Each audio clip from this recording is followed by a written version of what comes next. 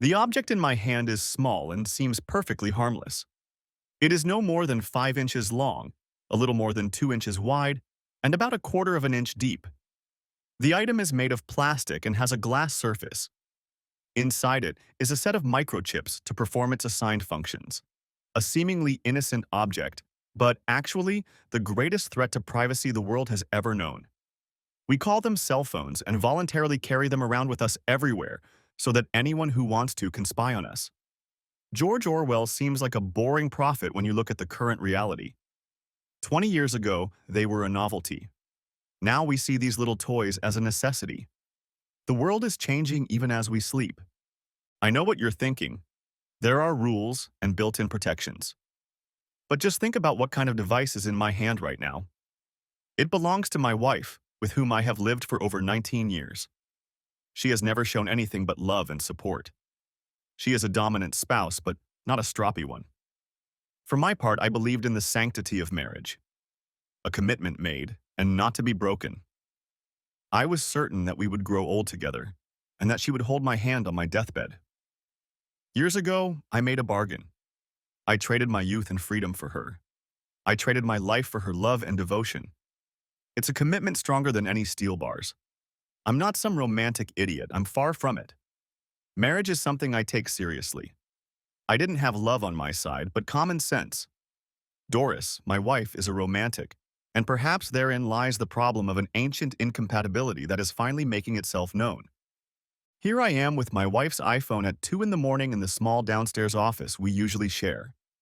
I took the phone from the table by her bedside in our marital quarters. It was the only time it was available. She never parted with it. Like most modern women, she doesn't go anywhere without her phone. She spends more time on it than any other activity. It is within her reach 24 hours a day. It lies in her purse or bag when she's not holding it. It lies beside her bed when she sleeps. I had to wait until I was sure she was asleep to take it. Why take her phone? You ask. And I wonder if I'm going crazy. How can I be suspicious of my loving wife? What's wrong with me? I blame my profession.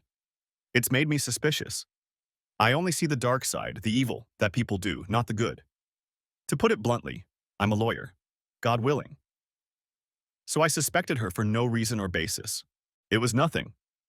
I walked into the kitchen as my wife Doris, actually Dolores, but no one uses her full Christian name, was on the phone. On all previous occasions, she would have continued to ignore my presence, but this time she hung up immediately and seemed nervous. Later that evening, I asked to borrow her phone so I could call and order the pizza I'd talked her into eating for dinner. We don't have a home phone anymore, and we saved a bit when the girls went off to university as part of a save money in every way possible strategy.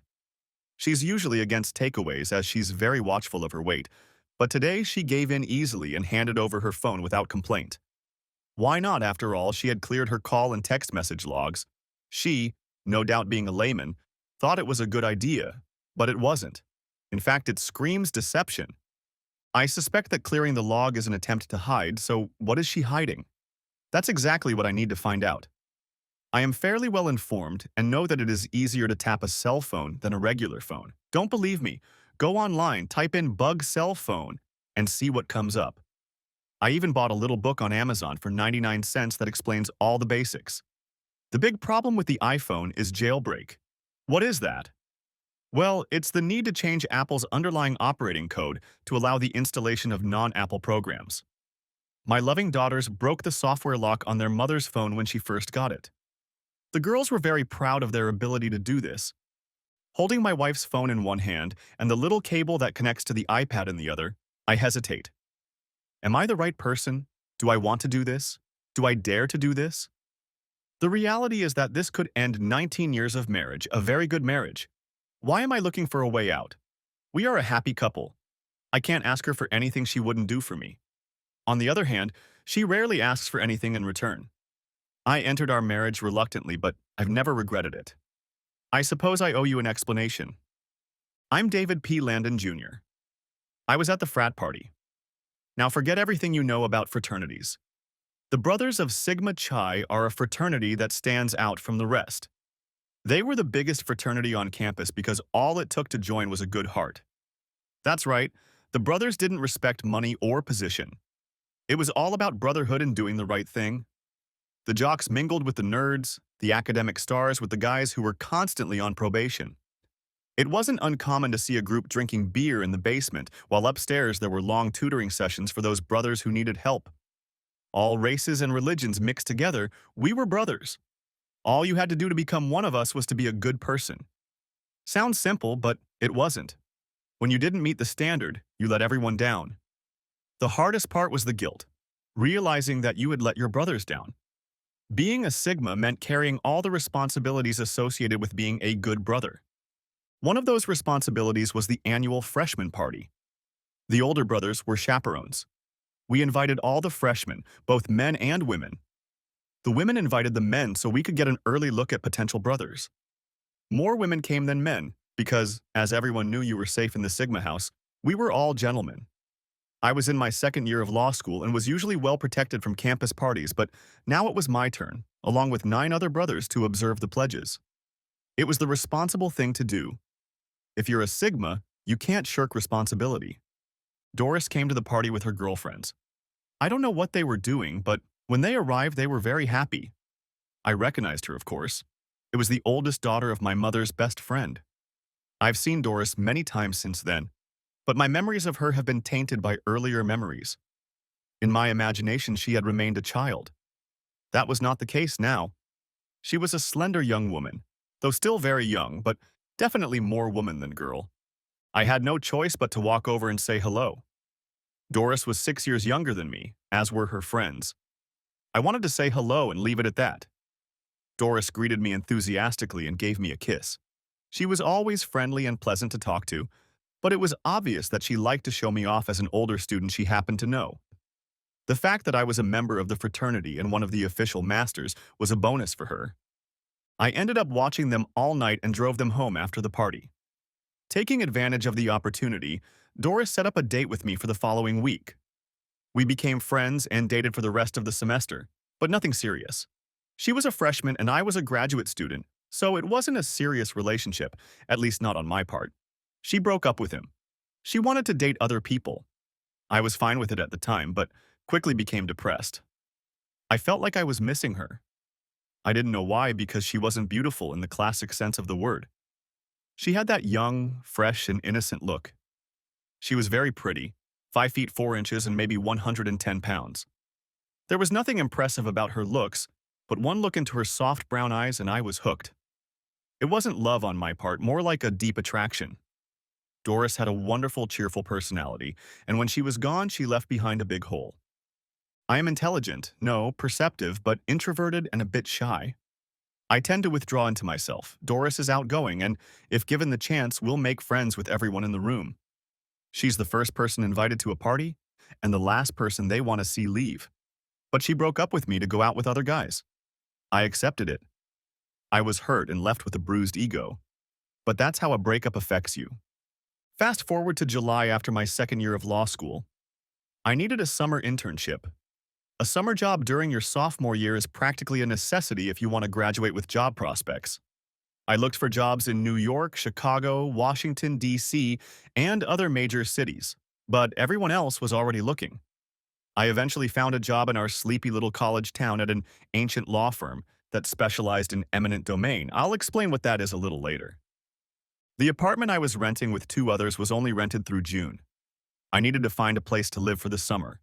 Luckily, the university had opened a dorm for summer school students, and they needed an assistant, a responsible older student who could act as a surrogate parent. The rent was free in exchange for me coming in as needed. I was fine with that, which meant the meager salary of a law clerk could be put to better use. Doris was in summer school and lived in the dormitory I supervised. I tried my best to avoid her until one day I was walking up the stairs and she was a full flight ahead of me. When I got to my floor, Doris was coming down the other side. Quite odd, I thought. But she had come to block my way upstairs. "I want to talk," she said. "About what?" I asked, trying to get past her. "About us, and what a stupid thing I did." As it turned out, she regretted the breakup and was completely remorseful. She asked for a second breakup. I wasn't sure, but I saw no reason not to start casual dating and keep my emotions under control. Doris didn't play a prank on me this time. Her birthday is August 15th. She turned 18 that summer, and when I asked her what she wanted for her birthday, she said, "I want you to make love to me. I'm a virgin, and I want you to be my first." I was amazed that we had already done everything but oral and intercourse, but I wasn't ready to go any further and told her so. She didn't take no for an answer, and as has become the rule over the many years we've been together, what Doris wants, she gets. The day after she turned 18 was a Saturday. Doris was volunteering at a women's shelter run by the local Now chapter. Early Saturday morning, Doris went to help out at the shelter. I had no idea what she was doing there, and the location of the shelter was kept secret. She didn't have a car, so I had to pick her up at the student union on campus around 4 in the afternoon. It wasn't far from the dorm where we lived for a few more days. The new fall semester was going to start in 10 days, but we still had a few days left in our current dorm rooms. The Union is a large coffee shop cafeteria in the center of campus. At 4 o'clock on a Saturday afternoon, the place wasn't crowded, but it wasn't empty either. When Doris showed up, she was dressed in jeans and a Now t-shirt and was holding an overnight bag. No doubt we were going to spend the night together, but why walk around with a bag when we were at least temporarily living in the same building? We walked into my dorm room. I didn't have roommates, it was just the two of us. I lit some candles and drank a bottle of good White Star champagne. She was nervous as hell, and I was no better. I'm no Don Juan. I've had exactly 2 girlfriends, and I've never spent more than 2 nights with either of them. Doris was putting a lot of pressure on me. We had a few drinks, and then you know how it goes. In the end, Doris turned out to be just fine. Doris decided it was time to share our relationship with her family, which consisted of Margaret and Lawrence Boswell, her parents, her younger sister Mary Ann, and younger brother Larry Jr. It was quite a prosperous family. Larry Sr. was a senior vice president at the Chemont National Bank, and Margaret taught at Chemont Community College. It was an attractive and impressive family. They treated me like royalty. They were impressed with my status as a third-year law student. Moreover, her mother Margaret was originally from Chemont. She attended high school with my mother at Sacred Heart Academy for Girls. She became a teacher, and my mother became a nurse. Margaret Boswell was a very attractive woman. She was taller than my Doris and not as voluptuously built, but there was a patrician grace about her. She possessed that statuesque beauty that ages well. Her husband was a tall, silver-haired businessman who looked fine in a suit but was already a little chubby in middle age. He looked older than his 45 years, unlike his wife, who didn't look 35 in her 45. Youngest daughter Mary Ann, who was in her 16th year, was just beginning to get fat but seemed to have already taken after her mother in height and appearance. Little Larry was only 11, but he was tall and showed promise that in time he would have a strong physique. He and I were to become great friends, and now he was my best friend. My folks had fallen in love with Doris long before we started dating, so she quickly became a de facto member of my family. Even my younger sister Paula was a Doris supporter. My brother was too young to have an opinion. My family was not as well off as Doris's family. My father, David Sr., ran the family equipment rental business with my Uncle John. My uncle is the older brother by 10 years and a bit of a nerd. Things went well under his strict management, but it was my father's outgoing personality and his ability to make friends and work with a wide variety of people, including some he hated, that really strengthened the business. My mom needed to work because the business makes a modest amount of money and my uncle is very conservative about profits. I am very close to my mother Agnes, a tall, pretty woman who, at 41, was 8 years younger than my father. She, like me, towers over my father in height at 5 feet 4 inches. My mother's most spectacular attribute is her blonde hair. These days, it's not just the hairdresser who helps them. She is a registered nurse who regularly works nights. When I was a child, she had a work schedule of 4 days a week. It wasn't the same days every week, they alternated. That was the case while I was growing up, but over the years she earned her master's degree in nursing and is now the head nurse at the hospital where she works. She has always needed to work and brings in as much or more income than my father. My relationship with my father is more complicated than with my mother. My father has always tried to get me and my shy, introverted personality to open up. He is a friendly, outgoing guy who seems to know everyone and believes in finding common ground with everyone. Dad believes in turning the other cheek and will never start an argument if it can be avoided. He and I see things differently most of the time, but he definitely approved of Doris. She's as smart and beautiful as her mother. When I was a kid, my favorite thing to do was wait for Mom if she worked from 4 to midnight. Dad would let me stay overnight on Friday and Saturday nights, and then I would babysit my siblings while he went to pick Mom up from work. They would bring home hamburgers and shakes, and I would eat them with my parents. Sometimes my mom would come home alone really late and kiss me goodnight as I lay in bed before she went to shower and get into her bed. When she snuggled up to me, I could smell her perfume, Chanel number 5, that she used when she got dressed. Sometimes I would wake up to the noise of the shower, then the whispering of my parents, then my mom's distinctive laugh, followed by the bed starting to creak. It was a loving home, even when things were slow, money got tight, and my mom started working more. My mom and Doris's mom were practically inseparable friends. The families generally got along well and looked forward to being united at home. My mom summed up the family's attitude toward Doris. "That's a fine girl, Davy. Don't spoil her. We're all looking forward to the wedding." Mom, for all her love for me as the oldest child, sometimes saw me as a perpetual 12-year-old. For my part, I was probably quite stubborn and immature at times. When it came to Doris, some of that may have been going on. I liked the girl, but I wanted her to remain just that, free and at ease. Doris had other thoughts on the matter. She moved in with me in September. I was trying to finish my third and final year of law school without too much trouble, but she insisted that we live together. This put a strain on our finances as I tried not to be too much of a burden on my parents. Doris only took the hint thanks to my mom, increasing her allowance. But it seemed to give us reason to expect our relationship to become more serious. By early May, things went beyond expectations and turned into, "What are you waiting for?" Doris made it clear that I had taken her virginity and that I owed her a debt of gratitude. Oddly, it was her idea not to make such demands, but I could understand her. I was going to graduate from law school. I would be 25, unmarried, and the proud owner of a ticket to a professional career. I was highly desirable prey for many single women living in the real world outside of university. She, on the other hand, had just finished her sophomore year, having accumulated enough credits to skip a semester, but was still over a year away from graduation. She was also majoring in English literature and needed a master's degree to teach high school. From her perspective, I was leaving her behind with all that she had done for me. This whole situation should have been a warning of sorts. Doris saw things from her perspective. What was good for Doris was good for us. As selfish as it seemed, she was right. We were good together. What she wanted almost always exceeded my goals.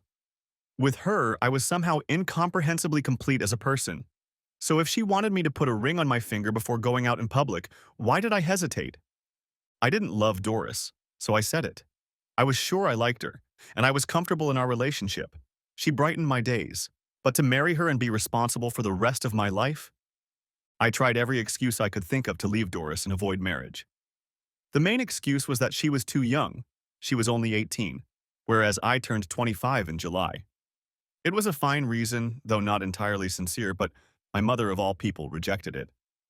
Doris is very mature for her age, and you are the exact opposite. Besides, I was studying to be a nurse, and I was only 17 when I married your father. It's not about age, it's about maturity. She has it. And your hesitancy after living together as virtual husband and wife shows that you still don't have it. Mom wanted me to be a man, but I was hesitant, and in retrospect it turned out to be prophetic. I don't know, she's 18. What will happen when she wakes up one day and decides she missed out on her youth by marrying too young? I said. I think we're talking about what you missed out on.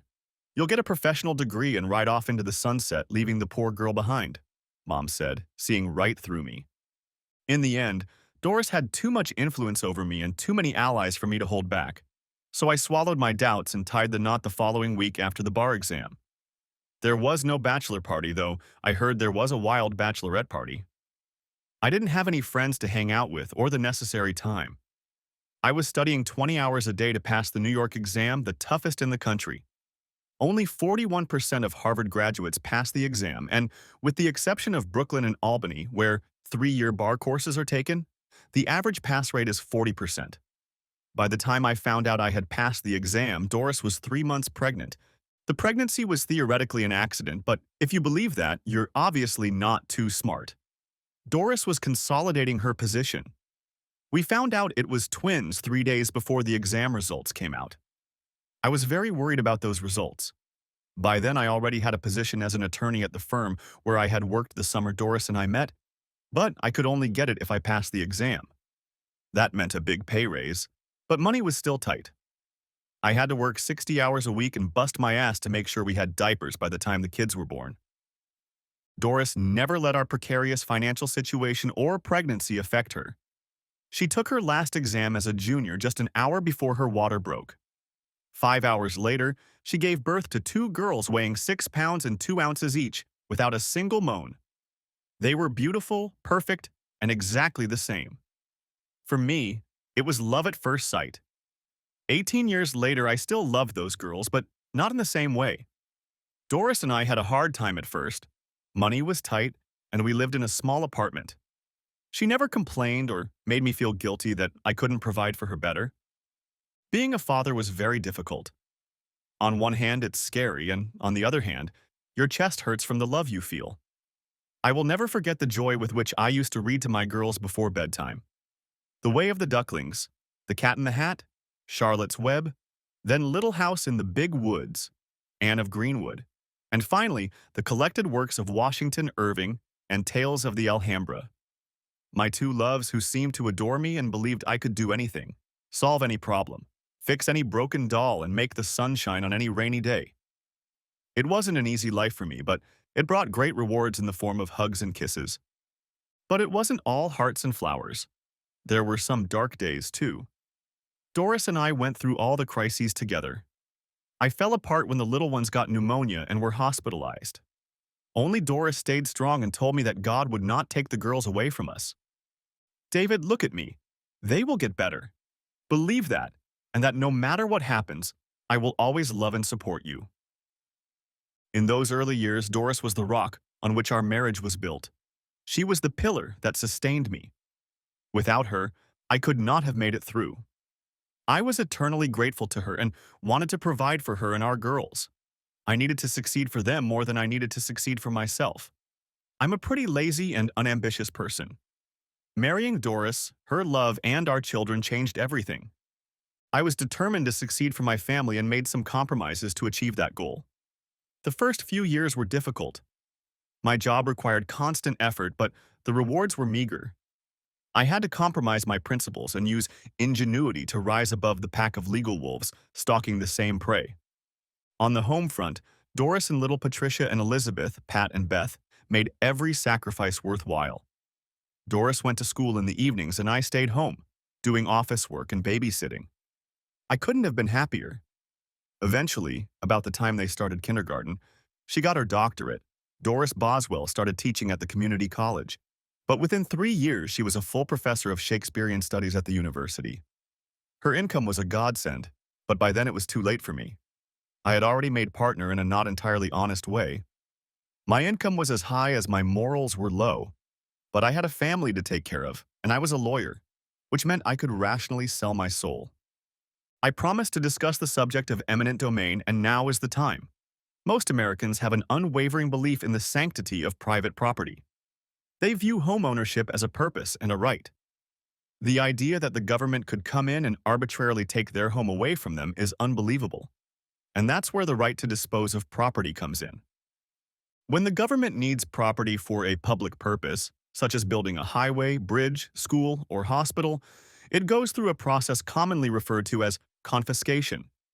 This is simply the government taking the property it needs for a public purpose and paying the owner the value of the property taken. Simply put, in theory, it is unfortunate but necessary. We lawyers call this process eminent domain, from the Latin supreme lordship, which is a fancy way of saying that the government has the right to take your land. Theoretically, they should pay you the value of the plot, but if you are foolish enough to rely on the government to treat you fairly, you deserve to have it taken away from you. This is where lawyers come to the rescue. Foreclosure is a complex system with a set of predetermined steps. A good, experienced attorney is able to play out these steps in a way that maximizes your money. No one has yet regretted hiring a good attorney to represent them in the eminent domain process. The problem is that most people don't have such representation or hire an inexperienced attorney. Therefore, the key to success as a land litigation attorney is to get your name and your position, namely, a lot more money, out to potential clients. I owe my success to a lucky last name because when I entered law school, the last name Landon came right before the last name Landrew. The alphabet placed me for 3 years next to James. Call me Jimmy. Landrew, a young Republican, a member of the Republican State Committee, and when he graduated, he became a law intern in the New York State Senate. He eventually became assistant counsel and then counsel to the Legislative Committee on Corporations and Associations. That was a big breakthrough for me. Jimmy and I were close, and who better than his friend to come to him when he was in trouble? Now, you have no idea what Jimmy had to do with my success. Well, it was the Corporations Committee, which is very important because it deals with all the issues related to real estate ownership. Why would that be helpful? The answer is simple. Regardless of how the lawsuits start, they have become a great way for the powerful to steal from the weak. Taking property for public use today is only a small part of the government's taking of property. In most cases, the government is acting on behalf of some private interest. The terms used vary, but most often it is called some form of redevelopment. Don't believe me? Then next time you're in New York City, take a look at the New York Times headquarters. It's a beautiful, stately skyscraper near Times Square. The land on which it stands was seized by foreclosure, one of the most expensive in the world, in a lucrative deal that allegedly saved the Times nearly $80 million. Needless to say, the newspaper did not report this to its readers. My job is to seek justice as best I can. I use every trick I can think of. Outside appraisers who will say anything I ask and in-state appraisers who sometimes work for me. I pay my appraisers well, thereby ensuring that my clients are treated exceptionally fairly. The strategy is to get to the person about to be ripped off before anyone else, and that's where my friend Jimmy comes in. It starts innocently enough, with a vague warning to be on the lookout for a major real estate grab along the Hudson River that will clear the way for the construction of a luxury complex. But things soon turn into a game of pay-to-play. Jimmy is partial to horses, as well as slot machines and Indian casinos. He often needs money. Not gifts, just loans that are never paid back. The partners in my firm were amazed at my ability to find new potential ventures. My keen perception was well rewarded, and for years it stayed that way. Nothing fancy, just a little prior knowledge and a little work on my part to knock down doors in front of people who would be much better off if I were their attorney. It was actually community service, but once you crossed the line, it was easy to jump it. More on that later. But now back to my wife's phone. I downloaded my vicious program into Doris's phone. It was supposed to record all of my wife's phone conversations and install them on my iPad. It was sending all text messages she sent or received to my phone. But it also gave me the ability to listen to her conversations. I could do this in real time or set the bug that her phone had become to a 2-hour recording and send it to my iPad. In theory, there was nothing that Doris could say or hear that I couldn't share.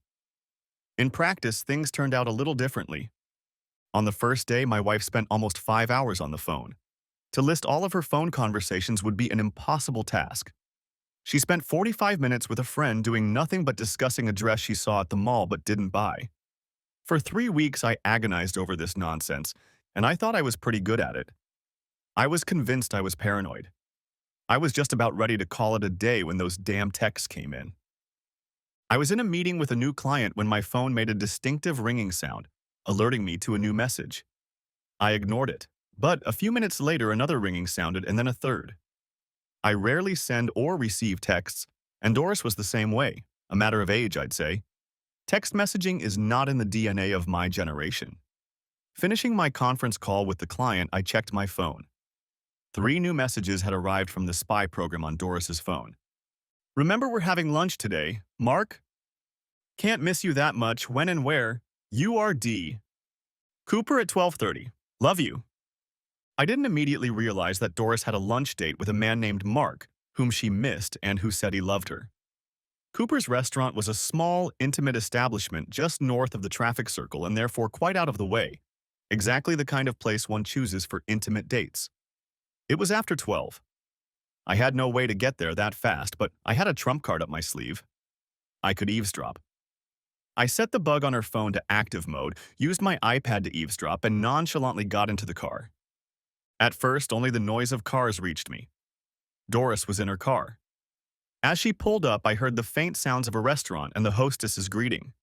"Good afternoon. What can I do for you?" said a pleasant female voice. "I'm meeting someone. Oh, there he is." Then came the sound of their embrace, or perhaps kissing. Doris sat down and they exchanged greetings. They talked a little about work. Apparently, they had worked together at the university. He spoke young, strong, and very confident. Soon he turned the conversation to her. Compliments sprinkled in about her hair, her dress, and her overall stunning beauty and youthfulness. I listened to being seduced. It would have been interesting if it hadn't been about my wife. When the food arrived, the conversation turned to me, to how old, fat, gray, and boring I am, a cold fish who doesn't deserve a beautiful, vibrant young woman, and finally his needs, how much he wants her, and how happy they could be. "But I can't. I'm married. I intend to grow old with David. Please understand." "Can't you see he's already old? You're still young. Live while you can. If you can't leave him, then we'll break up." "No, I won't cheat. I've never been with anyone but my David. I love my husband. But I want you, and need you to be complete. I need David to realize that. There has to be some way out. Just give me time for everyone's sake. Please, I've waited so long already." "I know, but I need time." "Okay, but please, no more." As I pulled into Cooper's parking lot, the conversation turned to mundane things again. I took a spot far in the back of the parking lot, out of sight of what I recognized as my wife's car, but could still see the door. At some point, they went back to talking about how they needed to be together and that Doris would try to find a way that wouldn't jeopardize her marriage because, after all, I still love Dave. We've been together for so long. I owe it to him to try to save our relationship. That's why I love you so much. You have such deep feelings. I just have to show you that pity is not love," he said, pouting his lips. As they walked out, they came into my field of vision. Doris, I noticed, was dressed to the hilt. I could have sworn she hadn't left the house like that morning. He was tall, maybe 5'3" or 4, slender and athletic. He had black skin, not quite swarthy, more like a dark coffee color, but black. Was he handsome? I guess it's a matter of preference, but he was young, no more than 30. When they parted, they kissed. He hugged her tight and deep until she was finally able to pull away. I wasn't as jealous as I might have imagined. Sure, I wanted to kill him, beat him to a pulp, but I needed some leverage to do it. Say a baseball bat and a little surprise. Not fair, but then there's nothing fair about seducing another man's wife. I wasn't tricked. He just wanted to get in her pants, nothing more. All that love nonsense was for nothing. He was a slick operator. He used her until he got bored of her and moved on to another. Somehow, I suspected it wouldn't come as a surprise to Doris. She's a smart woman. My wife was playing a dangerous game, but not with her lover, but with me. Could she have believed I'd put up with it? Doris and I have a typical American marriage. Maybe 5% of American men are lords of their domain. They rule their homes. The other 95% have to make do with what they have. In my case, I had to make do with a lot. I never won an argument with Doris. Even when I thought I had won a round, and she seemed contrite and apologetic, she eventually got her way. She knew that from the beginning, of course, but I had to internalize it. But it was different with Mark. I was aware of his attraction. He was new, different, and forbidden. He was irresistible to a woman like Doris. He offered an alternative to an empty nest and a tired husband. Mark was the first man outside our marriage, but not the last. I had few alternatives. Stay with Doris or leave her. The latter was difficult. We had been through it all together. I was, and I hated to admit it, very dependent on Doris. After so many years together, I couldn't imagine life without her. But then, what if? I asked myself. Returning home in the evening, I tried my best to be, if not cheerful, at least neutral. Doris knew my moods and could see that I was pretending to be calm. "What's wrong, Dave?" she asked.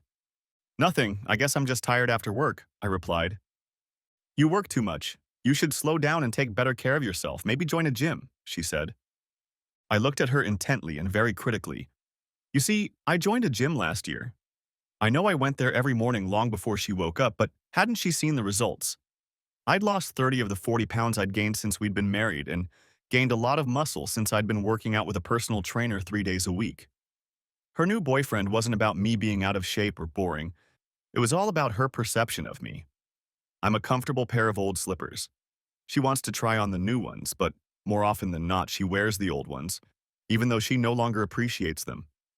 I paid no attention to her indecision because Doris needed to work on herself. Eventually, she bought the dress she had been looking at and talking about. She was a woman who needed time to make a decision. She was still debating with herself whether to try on a new man. The next day, another surprise awaited me. A phone bug picked up a conversation I was barely listening to. In fact, I only listened because I was curious to see if my wife would hint to her mother at least a few things. "Hey Mom, I wanted to check in with you about Thanksgiving. Will you bring the bourbon-baked sweet potatoes and broccoli salad?" "Sure, honey, but tell me, how was dinner with Mark?" "Oh, Mom, he's just wonderful, but he wants to go further and I can't." "Why? I have no idea why you didn't harass your husband years ago. Now you've lost your edge. The children have grown up. You can't use them as leverage." "Mom, I would never do that. I can be a bad wife, but I can't be a bad mother." "Nonsense, you're a great wife. Did David ever complain?" My answer is no. You keep the house in perfect order, cook perfectly, raise two wonderful girls, and give your man pleasure in the bedroom. I won't even mention the fact that you contribute more financially to the family than your husband. Yes, but now I'm considering infidelity. No, you're not. It's only cheating if the man doesn't consent to it. David needs to explain that women are different from men financially. As we age, our libido increases and theirs decreases. We need variety in the bedroom while they only want sex. We can please multiple men while our men are limited by their stamina. The fact that you have another man has no effect on Dave. He is a wonderful man and can prove it by giving you some space. Make sure he knows he comes first and that he'll be treated very well. I don't. David is still a little boy in some ways. Do you really think he's going to share with you? And if he doesn't, what's he going to do? I don't want to risk losing him. Look, your father can't be called broad-minded, but I've been seeing other men for almost 3 decades. He hasn't dumped me, and he's not complaining. It took him a while to adjust, but when he did, we were more than fine. You should know that. Yeah, but David isn't Dad. I don't think he'd believe I have a secret lover. Well, let me talk to Agnes after all. She was involved with his father and knows her son, if at all. Remember, she was the one who talked him into marrying you. Let's see what she thinks, my mother-in-law said, and ended the conversation with a few more rambling words that took my breath away. What did she mean about my mother and father? I had a horrible premonition that I knew, moreover, had always suspected, but hadn't allowed myself to delve into it. Tapping Doris's phone had been a mistake. Listening made me feel inferior. I was finding out what people thought of you, and that's not good. I spent the next few days waiting for developments, but there were none, and then my daughter Beth called. "Hi, Mom. Pat and I are coming home Tuesday for vacation, but we need to be home Saturday. We have hot dates planned with two guys from the soccer team on Sunday after their game." "Oh, okay, I'll let your dad know. But I thought Pat was dating that Rick guy who does swimming." "Well, she is dating, but he has to take what she gives him," Beth giggled. "I guess times have changed if guys are willing to let their girlfriends date other girls." "Oh, Mom, you're so ancient. But tell me how things are going with Mark." "They're not going. I'm married to your father. What am I going to do about Mark?" "Oh, please, Mom, don't be so yesterday. Dad is a fat old man. He can't expect you to give up a stallion like Mark because of some outdated tradition. You have to go for it. Daddy will understand. He loves you, and he really has no choice." "Who needs an old man like him?" Beth said. In the background, Patty could be heard adding, "Exactly." Then, obviously, Patty grabbed the phone receiver. "Mom, you want us to talk to Dad. We can explain this to him and remind him of all you've done for him. I know he loves you like no one else, but he can't expect you to monopolize. It's not fair to you." "I don't know. Your father never gave in to me, and God knows when he was younger he had the opportunity. He might not want to look at it our way. Men have egos, and your father can be very sensitive." "But Mom, we know Dad loves you, and I don't see him denying you anything if you explain how much you want and need a relationship with Mark. Just make sure he understands that you will always put him first." "That's what I told Rick, and he's fine with it," Pat said. "Girls, your grandmother said she would talk to Grandma Langdon. I'm sure the two of them will work things out. I just hope your father realizes that Mark is no danger to him, and that what Mark and I have is just a shadow of what your dad and I have. To say that I was shocked and hurt to hear what my daughters were saying about me would not convey the depth of pain I felt. Perhaps I should have taken comfort in the fact that my wife and daughters still claim that Doris still loved the fat old man, but I didn't. I was depressed, and it was several days before I could recover enough to appreciate my situation. I let myself forget about how I should look to others. Yes, I played sports and was in good physical shape, but I did nothing about the gray in my hair or the unfashionable clothes I wore. A lawyer is supposed to look conservative, but I allowed myself to look ancient. The first thing I did was go to one of the newly opened salons. I had some of my gray hair removed and styled. They say men don't notice anything, but Doris didn't even comment on it. The next step was a trip to New York to go clothes shopping. I pretty much replaced my closet and tried to show off my new slim body. No, I didn't look 30 again, but I didn't look older than my 45 years. Neither Doris nor my daughters noticed. When the girls came home for Thanksgiving, I expected comments. In response, I received the same kisses on the cheek that I realized I had been receiving for years. My family took me for granted, expecting me to just be there when needed and to stay out of the way when not needed. They had other concerns unrelated to me. Frankly, I had few common interests with my wife and daughters. We were strangers living in the same house. I now knew more about them than they could know about me. I had always been reserved and never opened up.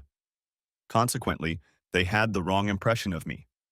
Thanksgiving came, and with it came the families. The Boswells and the Landons arrived. The guests were various grandmothers, grandfathers, grandsons, granddaughters, brothers, sisters, and their spouses, 21 people in all, gathered around our dinner table set with all the leaves. They had come early to watch the parade from New York City on TV, followed by a soccer game. The women mostly gathered in the kitchen and the men in the living room. I took a bow. I looked into the family room where my daughter-in-law Mary Ann, Larry Jr., E.'s wife Ann, and my daughter Beth were watching the small children. I headed to the room and locked myself in there. I put on my headphones and got comfortable so I could listen to the conversation in the kitchen through my wife's cell phone. He's gone to his room and locked the door. I recognized my daughter Patty's voice. Okay, someone tell me what's wrong with my son, I heard my mother's voice. What do you mean, Mom? My wife replied. Well, he has new clothes, a new haircut, and, if I'm not mistaken, a little less gray hair. To tell you the truth, I've noticed something, but I can't tell you what it is, Doris said. If I'm not mistaken, he's also thinner than he was last year, my sister Paula said.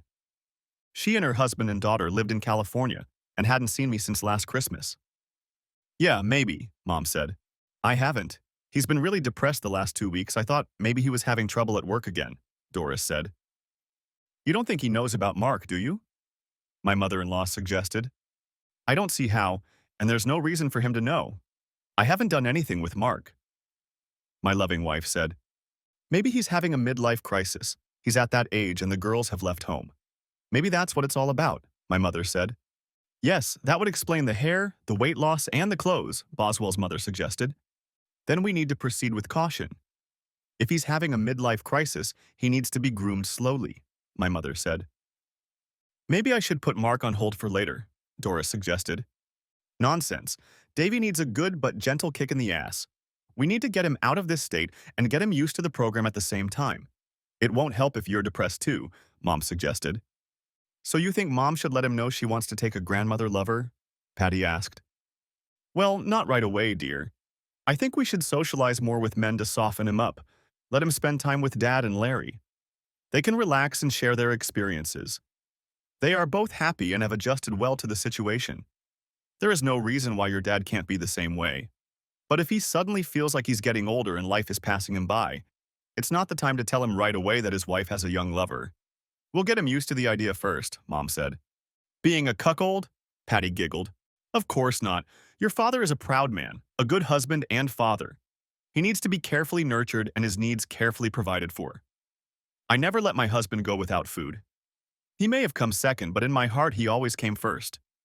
Dave Sr. knows that he is the love of my life. It is up to us, and I mean all of us, to make my son feel loved. Doris, you're first in line, but we've got your back, right? Mom responded, in general agreement. And so it went on, with the women dissecting me and planning how to get me cleaned up. How and when Larry and my father should bring me up to speed on what married life was like with a hot wife. They didn't use that term. In their minds, they were satisfying Doris's natural urges and legitimate needs. That way, the marriage would be strong and both parties would be satisfied. After all, Doris had married young and made many sacrifices. Now that there were no children, she could explore the world around her while providing for her husband. My mother was the driving force and obviously had the most experience. They talked about me like I was a child they were trying to get me to behave.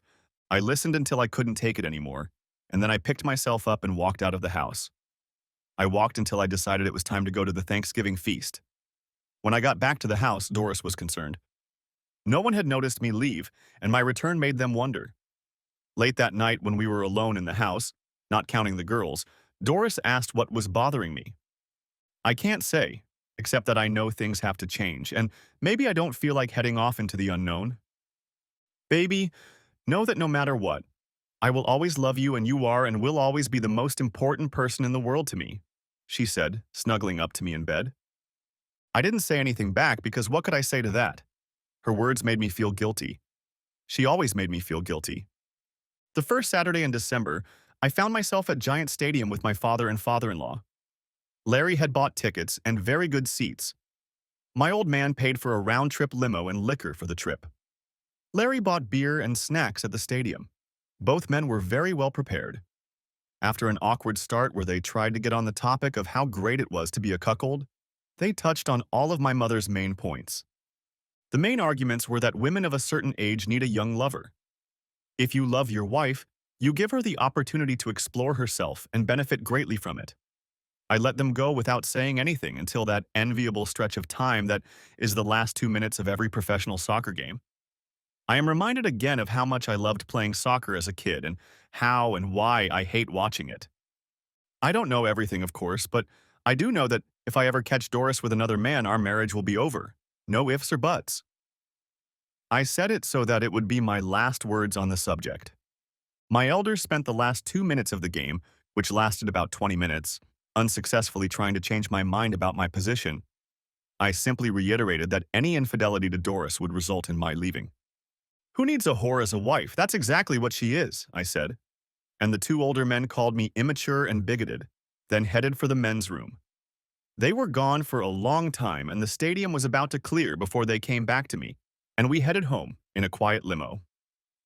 Later that evening, I discovered that it wasn't just a line for the men's room. They were calling home. Both my mother and mother-in-law called Doris before we even got home to discuss the situation. Further action had to be taken. Not a week later, Larry and Dad dragged me again to the gentlemen's club, where there were dancers and barmaids.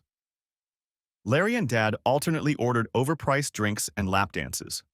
I limited myself to soft drinks, and there were no foreign objects on my lap. The wise words of the older hedonists boiled down to the benefits of a mature and open marriage. I can't imagine myself trading my wife's fidelity for a lap dance, I said before leaving. I caught a cab and left alone. Nothing was said to me after that about leaving those two old fools. As we drove up to Christmas, the conversations, as I heard them, became more and more intense. Mark was flirting with my wife and insisting on seeing her during the school vacation. It was the perfect time for the lovers. They were free all day and I was theoretically working. In fact, if anyone took a closer look at me, they would have suspected that all was not right. I think it's time for a confession. You see, I am what some would call a questionable person or a fraud. For many years, I carefully stepped over the line until, tempted, I left it far behind. It all started with keyhole lots, for those not so savvy. A keyhole lot is a lot through which only a small portion of a road passes. It can be difficult to build on such a plot because access to the main plot is limited. This is the situation in this part of the country because of our archaic zoning laws. Rural land can be sold in 5-acre lots with no subdivision requirements. Many farmers are starting to sell off 5-acre lots along roads to raise money. When the main farm is put up for sale, only a small plot may be left in front of the road. This results in large lots that are called keyholes. There were 10 keyholes near a New York State highway, built up with mobile homes or prefabricated 2-bedroom shacks. They were in the middle of nowhere. They were 20 miles from a transportation interchange. They were very undesirable and therefore inexpensive neighborhoods. A large national retailer came to the area and needed a warehouse with good transportation access. All they needed was 10 turnkey lots and a new entrance to the highway. No problem. And my buddy Jimmy got that information long before it leaked out. When I was knocking on doors advertising my services, I saw this. A small for sale sign on a dilapidated fence post. It turned out to be 250 plus acres of substandard pasture. The remains of an old dairy farm located on an old county road, but well outside the redevelopment area. This road was soon to be replaced by a good state road leading directly to the thruway. This was land that was worth at best $1,500 an acre, and would soon be worth 20 times that. You had to be a saint to resist, and I was no saint. Buying the land emptied my 401 bank and all the savings I had. I was left with no land. My business became a funnel to pay taxes and develop land. I invested in a Wyoming corporation called Stuyvesant Limited, which a dubious type sold to me for $7,000. He had set it up 5 years earlier for people like me who needed to hide their actions. Wyoming didn't require disclosure of officers, directors, and shareholders. There was nothing tying me to Stuyvesant. All I had to do was explain to Doris that my business was struggling and I was barely keeping up with my family's expenses. I couldn't tell her why my financial situation was dire, so I lied. I blamed the economy and stiff competition. Any other wife would have been angry or at least let me know what a loser I was. Doris kissed me and said, "It'll be all right, Davy, as long as we're all healthy and together. Who cares?" Doris worked extra classes and cut back on everything except what the girls needed. She made do without everything. I don't think she bought herself a single new thing. In the year and a half I struggled. I promised I'd fix that when the time came. But somehow, that never happened. 2 years after I bought it, I sold the last acre. The average price I got was $22,000 an acre. After that, I started buying in front of the state, just where they were buying. Questions arose. The insiders, accustomed to doing what I was doing, were suspicious. An investigation was required, but the big shots didn't want to kill the goose that laid the golden eggs. I stayed small and stayed out of their way. I didn't touch the money. I told myself it was for our old age, mine and Doris. By then, people would have forgotten, and I could come up with some plausible explanation for my family about how I'd earned my dirty money honestly. The last thing I wanted was for Doris and our families to find out what kind of man I really was. At all costs, I had to protect my secret. I couldn't imagine listening to my family's dirty secrets. We spent Christmas Eve at a relative's house, as had become customary, but Christmas Day was celebrated with a bang at my family's house. We arrived early as my mother and Doris had agreed. As usual, Doris cooked a huge roast turkey with stuffing. Boswell's mom made a lamb roast, and my mom roasted a ham in the oven. It was about 1 o'clock in the afternoon when I pulled a stuffed turkey in a heavy iron skillet out of the trunk of Doris's new Mercedes. The car, for which there was a hefty down payment, had been a birthday present from her parents. "David, when you're done bringing the turkey into the house, I'd like to talk to you in the living room," my mother announced. It wasn't a request, but there was no hostility in her tone. On the contrary, it sounded sympathetic. The living room was a small room at the front of the house, somewhat isolated. When I entered, Mom was sitting on a short couch or chair. There were several chairs in the room, but she indicated for me to sit next to her. I sat down next to her. She turned toward me, and our knees almost touched. She took both my hands in hers, and I felt the coolness of those hands, so familiar to me from my youth. "David, what's going on? You don't seem like yourself. If you're in trouble, I and all of our family members are here to help you." She said this while leaning over and looking me straight in the eye, waiting for a response, perhaps a request for help or guidance. A mother talking to her troubled son, hoping to calm him down. What could possibly be wrong? I have a loving and supportive family, a believing wife and 2 devoted daughters. I let the spoken words take hold in my mind. My mom isn't stupid. She heard what wasn't being said. David, an honest man, supports his wife in what she needs.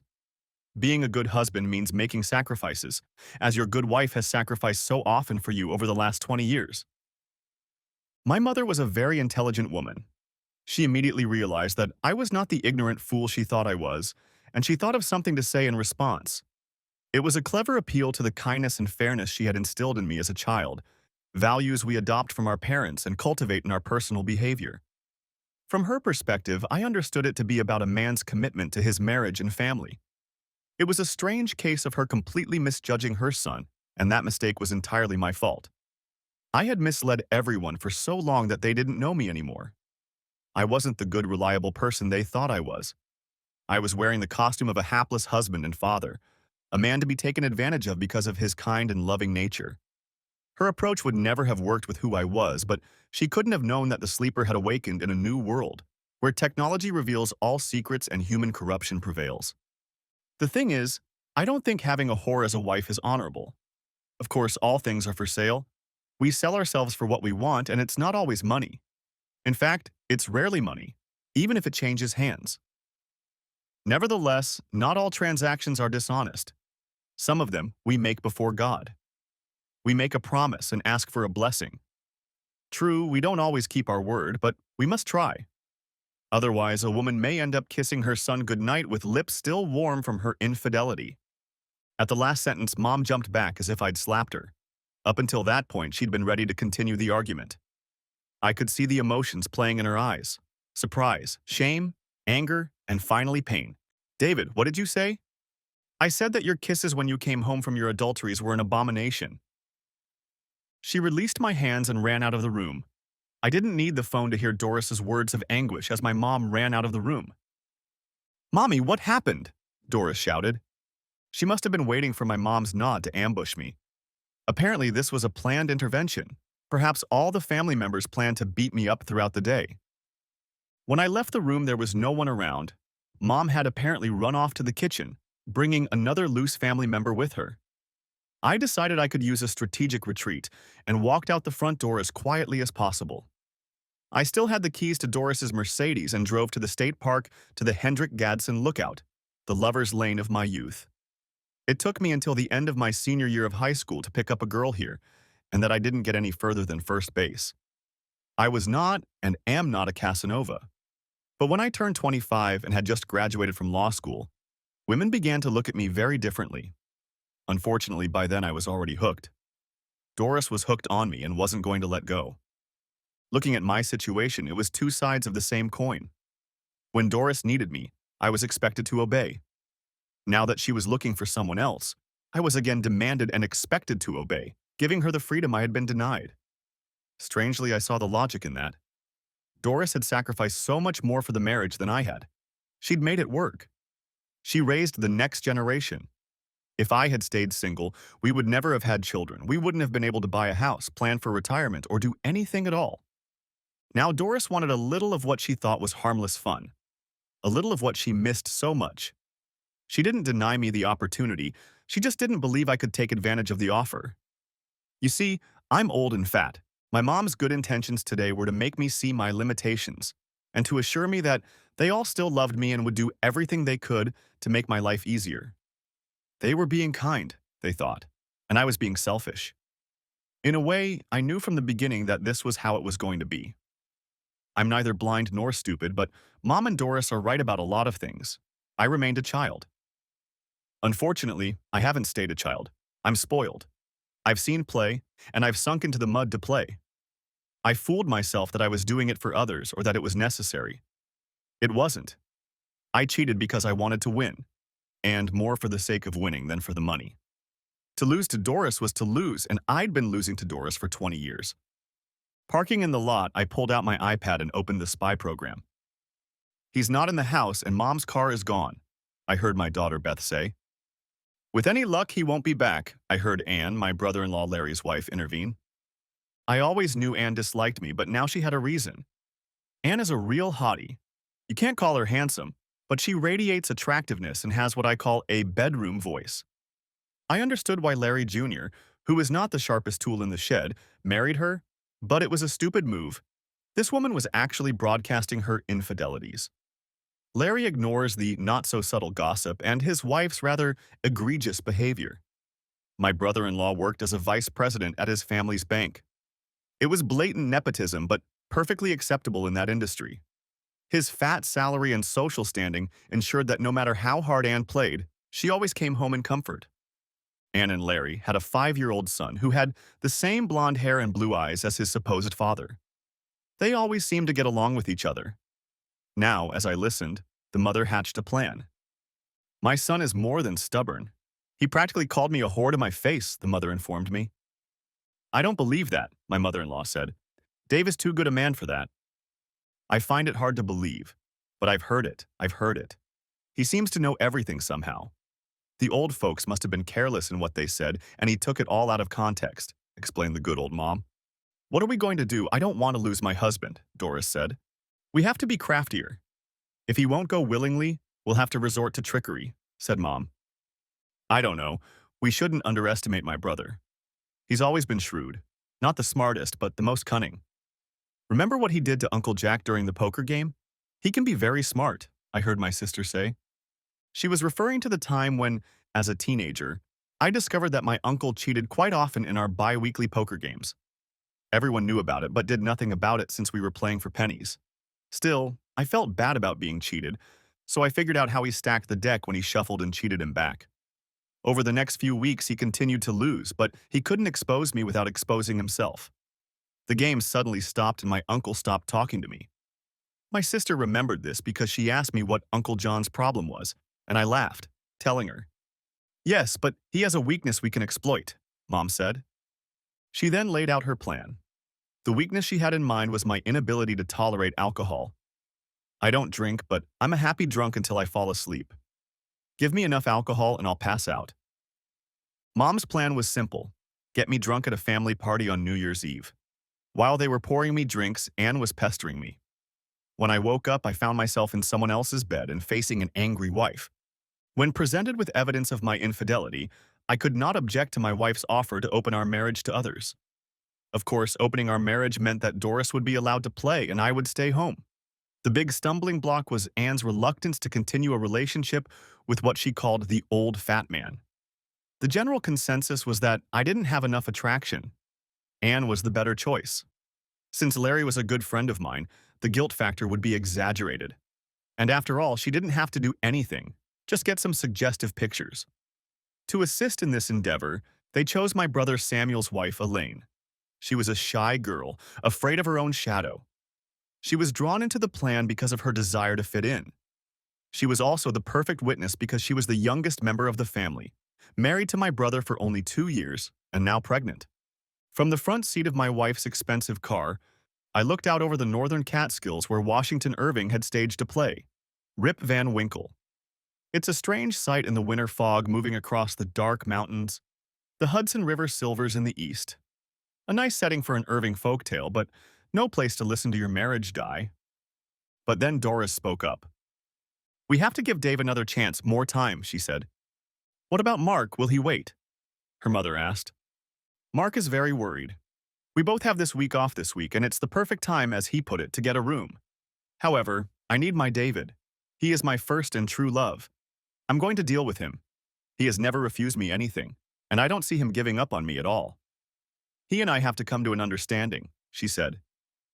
Look, my plan will work. He's harsh, but your husband has earned it with his attitude. I suggest you talk some more, but be careful not to keep your lover waiting because of my stupid son, my mother said. I'll give Dave another chance to step forward, Doris said, ending the conversation. I had no choice but to go back and sit through Christmas dinner with my family. Everyone received me very coolly, except Anne, who had apparently resigned herself to having to flirt with an old fat man. Doris grabbed me and dragged me out the door of her Mercedes. What about Christmas dinner? I asked. We're not going there. We need to talk, she said. We have a lot to talk about, I asked. Yes, but not in the car, she said with a sly smile.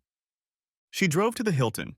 She had pre-booked a room, and when he got there, there was White Star champagne waiting for him. What's there to talk about? About what happened, love, she replied. What could possibly be wrong?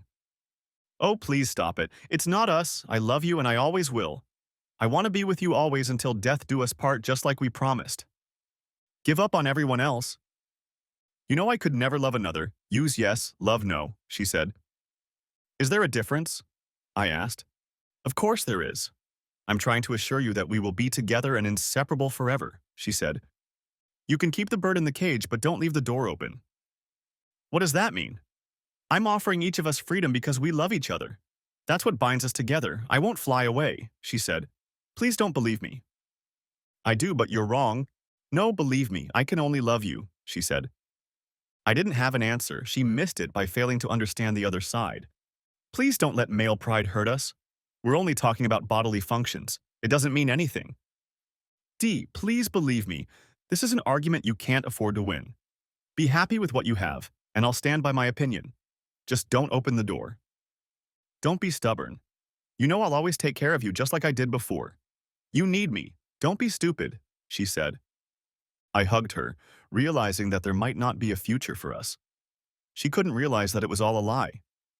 Yes, the lie was an omission on my part, an inability to tell the unattractive truth. I had avoided the central issue of our marriage for 19 plus years until Doris believed the original lie she had told herself and which I had never challenged. Oh, I love you. It's going to be okay. Trust me, she would say, not realizing that she wasn't the problem. No, trust me, I'll never accept what you're offering. I held up my end of the bargain, I said, and ended the conversation. On Wednesday of the following week, Mark invited my wife over to his house for lunch. I listened long enough to make sure they were done with my marriage. Apparently, by mutual agreement, the loving couple did not mention the horny husband. It was as if I didn't exist. Friday was New Year's Eve. I started with a drink at my favorite establishment, the Irish Mist. It's a restaurant bar. I invited all my older friends for drinks, but not family members. I limited myself to non-alcoholic drinks. I didn't get to Larry Jr. Watt's house until 8 p.m., and that was by cab. My old Honda was parked some distance from Larry's house that day and hopefully went unnoticed. When I arrived, I smelled like the bar I had spent most of that day in, and I was acting a little worse for wear than usual. It wasn't long before I was brought a very strong drink. They started slowly but quickly increased the degree of intoxication. I had a heck of a time getting rid of them, but fortunately Anne and Larry believe in houseplants. They and a few trips to the restroom allowed me to stay sober even though I was acting drunk. Anne asked me to dance. I let her do her best, and after a while I responded as best I could. Apparently it was about half an hour after the balloon had descended on Times Square, and by then I was pretending to be completely intoxicated. It must have been convincing because Anne and Elaine took my hands and started helping me up the stairs. When they got to the room, which I realized was the guest bedroom, they sat me down on the bed. I don't think I want you to do that, I said. Elaine jumped back with a look of surprise on her face. Shit, Anne told me off. My sister warned you, but who listens in this family? I said. Now you both go downstairs and send that traitorous fool who calls herself my wife down here. With these words, they ran out of the room. A long time seemed to pass as I sat listening to the commotion below. A few raised voices were heard, but I didn't even try to eavesdrop as I was already done with eavesdropping in this little drama. Eventually, Doris appeared in the bedroom doorway. You wanted to see me? She asked. She asked. She asked. She asked. Yes, come in and sit down, I said in as soft and friendly a voice as was possible under the circumstances. Doris sat down, and the tears flowed by themselves. When rivulets ran from her nose, the tears ended. She was sorry that she had made a terrible mistake in listening to the others. What are you sorry about? That Doris wanted another man? Or that you had fun with him last Wednesday at his apartment? She shrieked, and I saw fear for the first time. No, maybe about the fact that Mom's scheme didn't work and now you're caught up in it? Please, David, I love you. It doesn't mean anything. You have to believe it. I know you love me and will forgive me, she said, perhaps a little surprised at how calm I was. No, Doris, I won't forgive you. Oh, please, David, forgive me and let us forget about it. Oh, I forgive you, Doris. There's really nothing to forgive except a little deception. The problem is the rest of it. You see, I don't love you, never have, and probably never will. You don't mean that, David. That's your anger talking. I couldn't keep from laughing. Do I seem angry? Let me assure you that you are not. I've spent the last 19 plus years in this marriage. It wasn't all bad. It was a sort of gilded cage, but now the door is open and I'm walking through it, thanking you for finally setting me free. David, please. That's not what you meant. I'm not going to let you divorce me over such a small thing after all the years of loving devotion I've given you. Do what you want. But I'm leaving. I had it all figured out. You kept me on pure guilt and now I don't have it. You wanted an open marriage and I'm giving you the most open marriage there can be. Namely, a marriage without a husband. With those words, I stood up and started to walk away. What are you going to tell our daughters? She asked, starting to get angry. Goodbye is all I will say. I'd like to believe they aren't mine, but given what they are and what kind of mother I am, I don't doubt it. So goodbye is all I have for them and nothing more. Then I stopped and thought, that's not true. My girls are the little ones that will always be with me. They are locked in my heart. They never grew up. They're still wondering if the ducklings will cross the road, I said. With those words, I left my crying wife and walked down the stairs. Of course, my mother, supported by my father, tried to stop me. Where are you going? My mother demanded. A good question that I don't have an answer to, but probably somewhere I haven't been in 20 years, I said. So you're just going to run away because life didn't work out the way you wanted it to, she said. No, I'm leaving to find my life, the one I miss so much. Please, David, be reasonable. Everything you have is here. Everyone who loves you is here. Everything we've ever done has been for you. Don't let stupid male pride ruin your life. You don't have a life without us. How will you live? Who will take care of you? If you leave, there may be no going back, son. Think about what that means. Doris has been good to you. We all know how dependent you are, Dad said. I'm sorry, but I was already gone. You just didn't notice. The key was in the lock. All you had to do was turn it, I said. With those words, I kissed my mom gently on the cheek and left, waving widely to the others and saying a firm goodbye. I left my wife, daughters, brothers, sisters, and parents behind. I was free. I was alone, but really inside I had always been alone, and I wasn't going to be alone for much longer. An older but not fat man possessed the greatest aphrodisiac in existence, cash millions for physical attractiveness.